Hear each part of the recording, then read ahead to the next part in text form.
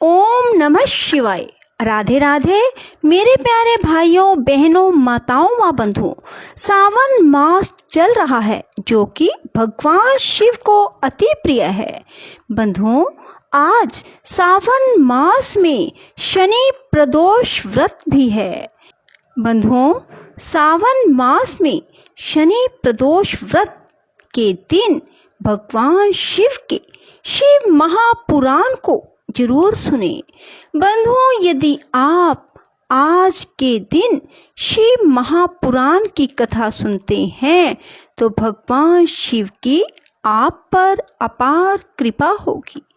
बंधुओं, यदि आपने हमारे चैनल को अब तक सब्सक्राइब नहीं किया तो जरूर करें और बेल आइकन दबाना ना भूलें ताकि आपको हमारी आने वाली सभी वीडियोज की जानकारी सबसे पहले हो सके। बंधुओं, कथा को पूरी सुनने के बाद कमेंट बॉक्स में जय शिव शंकर भोलेनाथ जरूर लिखें। बोलो शिव शंकर भोलेनाथ की जय, माँ पार्वती की जय। वंदना करने से जिनका मन प्रसन्न हो जाता है, जिन्हें प्रेम अत्यंत प्यारा है, जो प्रेम प्रदान करने वाले हैं, पूर्ण आनंदमय भक्तों की अभिलाषा पूर्ण करने वाले, संपूर्ण ऐश्वर्यों के एकमात्र आवास स्थान और कल्याण स्वरूप हैं, सत्य जिनका श्री विग्रह है, जो सत्य में है, जिनका ऐश्वर्य त्रिकाल बाधित है, जो सत्य प्रिय एवं सत्य प्रदाता है, ब्रह्मा और विष्णु जिनकी स्तुति करते हैं, स्वेच्छा अनुसार श्री धारण करने वाले उन भगवान शंकर की मैं वंदना करता हूँ। श्री नारद जी ने पूछा, देवताओं का मंगल करने वाले देव परमात्मा शिव तो सर्वसमर्थ है। आत्मा राम होकर भी उन्होंने जिस पुत्र की उत्पत्ति के लिए पार्वती के साथ विवाह किया था, उनके वह पुत्र किस प्रकार उत्पन्न हुए, तारकासुर का वध कैसे हुआ, ब्रह्मन मुझ पर कृपा करके यह सारा वृतांत पूर्ण रूप से वर्णन कीजिए। इसके उत्तर में ब्रह्मा जी ने कथा प्रसंग सुनाकर कुमार के गंगा से उत्पन्न होने तथा कृतिका आदि 6 स्त्रियों के द्वारा उनके पाले जाने, उन 6 की संतुष्टि के लिए उनके 6 मुख धारण करने और कृतिकाओं के द्वारा पाले जाने के कारण उनका कार्तिकेय नाम होने की बात कही। तदंतर उनके शंकर गिरिजा की सेवा में लाए जाने की कथा सुनाई। फिर ब्रह्मा जी ने कहा, भगवान शंकर ने कुमार को गोद में बैठाकर अत्यंत स्नेह किया। देवताओं ने उन्हें नाना प्रकार के पदार्थ, विद्याएं, शक्ति, अस्त्र शस्त्र आदि प्रदान किए। पार्वती के हृदय में प्रेम समाता नहीं था। उन्होंने हर्ष पूर्वक मुस्कुराकर कुमार को परम उत्तम ऐश्वर्य प्रदान किया, साथ ही चिरंजीवी भी बना दिया। लक्ष्मी ने दिव्य संपत्ति एक विशाल एवं मनोहर हार अर्पित किया। सावित्री ने प्रसन्न होकर सारी सिद्ध विद्याएं प्रदान की। मुनि श्रेष्ठ, इस प्रकार वहां महोत्सव मनाया गया। सभी के मन प्रसन्न थे। विशेषतः शिव और पार्वती के आनंद का पार नहीं था। इसी बीच देवताओं ने भगवान शंकर से कहा, प्रभो, यह तारकासुर कुमार के हाथों ही मारा जाने वाला है, इसलिए ही यह उत्तम चरित्र घटित हुआ है। अतः हम लोगों के सुख अर्थ उसका काम तमाम करने हेतु कुमार को आज्ञा दीजिए। हम लोग आज ही अस्त्र शस्त्र से सुसज्जित होकर तारक को मारने के लिए रण यात्रा करेंगे। ब्रह्मा जी कहते हैं, मुने, यह सुनकर भगवान शंकर का हृदय दयाद्र हो गया। उन्होंने उनकी प्रार्थना स्वीकार करके उसी समय तारक का वध करने के लिए अपने पुत्र कुमार को देवताओं को सौंप दिया।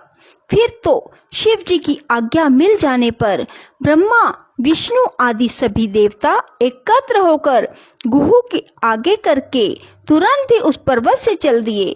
उस समय श्री हरि आदि देवताओं के मन में पूर्ण विश्वास था। वे भगवान शंकर के तेज से भावित हो कुमार के सेनापतित्व में तारक का संहार करने के लिए आए। उधर महाबली तारक ने जब देवताओं के इस युद्ध उद्योग को सुना, तब वह भी एक विशाल सेना के साथ देवों से युद्ध करने के लिए तत्काल ही चल पड़ा। उसकी उस विशाल वाहिनी को आती देख देवताओं को परम विस्मय हुआ।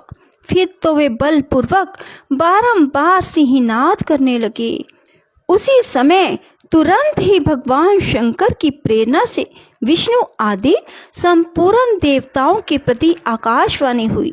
आकाशवाणी ने कहा, देवगण, तुम लोग जो कुमार के अधिनायकत्व में युद्ध करने के लिए उद्यत हुए हो, उससे तुम संग्राम में दैत्यों को जीतकर विजयी होगे। ब्रह्मा जी कहते हैं, मुने, उस आकाशवाणी को सुनकर सभी देवताओं का उत्साह बढ़ गया। उनका भय जाता रहा और वे वीरोचित गर्जना करने लगे। उनकी युद्ध कामना बलवती हो उठी और वे सब के सब कुमार को अग्रणी बनाकर बड़ी उतावली के साथ महिसागर संगम को गए। उधर बहुसंख्यक असुरों से घिरा हुआ वह तारक भी बहुत बड़ी सेना के साथ शीघ्र ही वहां आ धमका, जहां वे सभी देवता खड़े थे। उस असुर के आगमन काल में प्रलयकालीन मेघों के समान गर्जना करने वाली रणभेरियां तथा अन्य अन्य कर्कश शब्द करने वाले रण वाद्य बज रहे थे।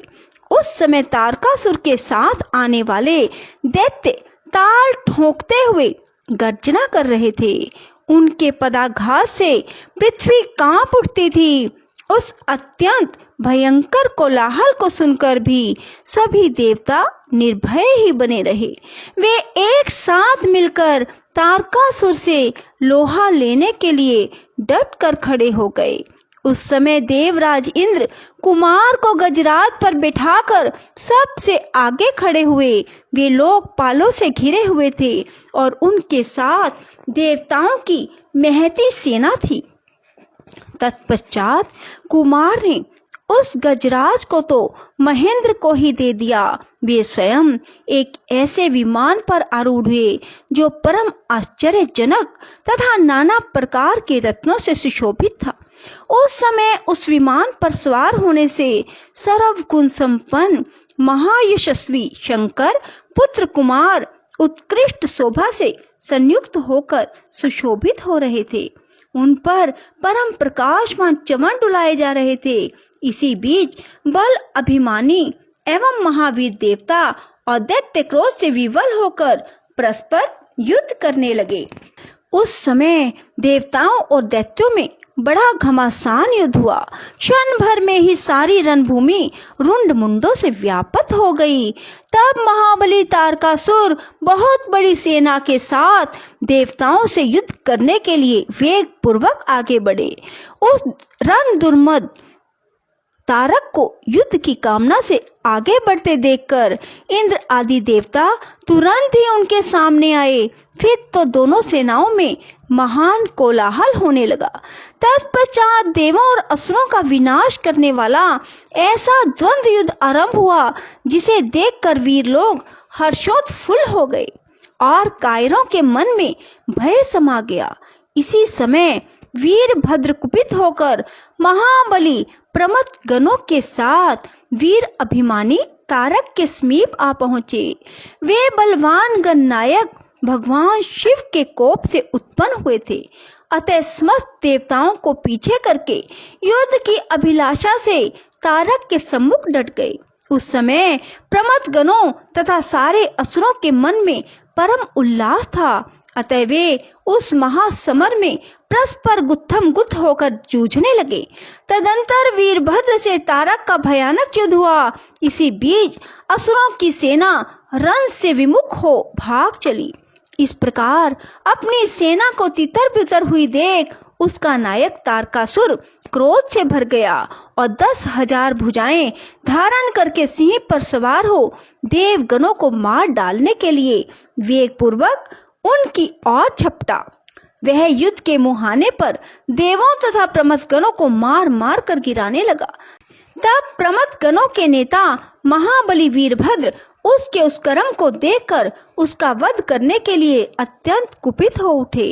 फिर तो उन्होंने भगवान शिव के चरण कमल का ध्यान करके एक ऐसा श्रेष्ठ त्रिशूल हाथ में लिया जिसके तेज से सारी दिशाएं और आकाश प्रकाशित हो उठे। उसी अवसर पर महान कौतुक प्रदर्शन करने वाले स्वामी कार्तिक ने तुरंत ही वीर बाहु द्वारा कहलाकर उस युद्ध को रोक दिया। तब स्वामी की आज्ञा से वीरभद्र उस युद्ध से हट गए। यह देखकर असुर सेनापति महावीर तारक कुपित हो उठा।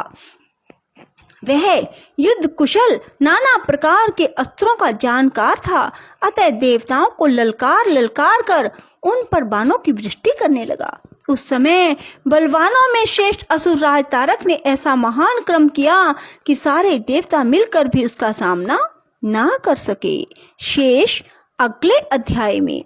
राधे राधे, जय श्री कृष्णा। बंधुओं, यदि आपको हमारी वीडियो पसंद आए तो इसे लाइक करें और शेयर भी जरूर करें। धन्यवाद।